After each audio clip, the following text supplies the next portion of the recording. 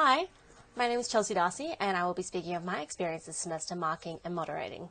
My group members for this assignment were Danny Lloyd, Regan Warfield, Thea Murphy, Georgia Hicks, Paul Luckley and Mitchell Harto. Collectively, our group met together to moderate the history samples. Using Christopher Blundell's Guide for Quality Assurance, we were able to conduct our moderation meeting effectively by establishing expectations, by individually stating to the group what we had ranked the sample,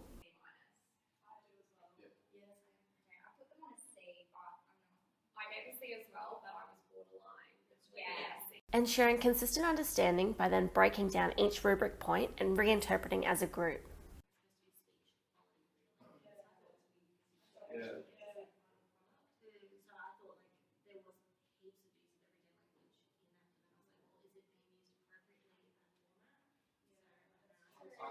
Resolve any marking disputes quickly as a group by revisiting our interpretations and presenting our case to the group when we disagreed.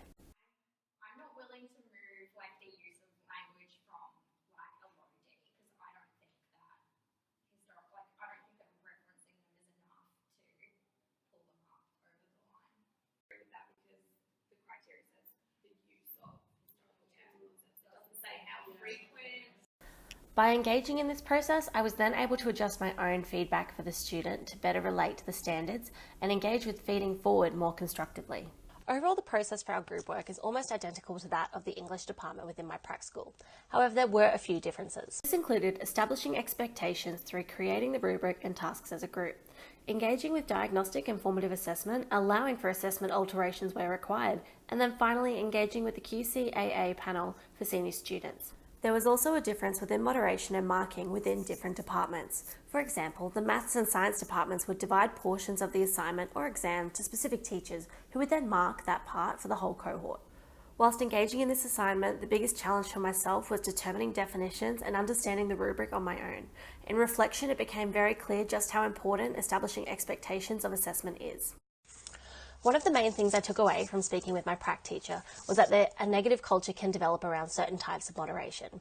In their experience, it was noticed that particularly with teachers who swap whole classes of marking, perception can develop that the harder markers are better teachers.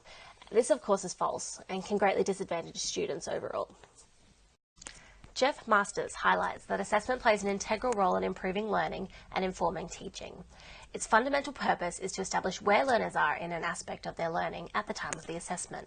Quality assurance is a vital part of the assessment process.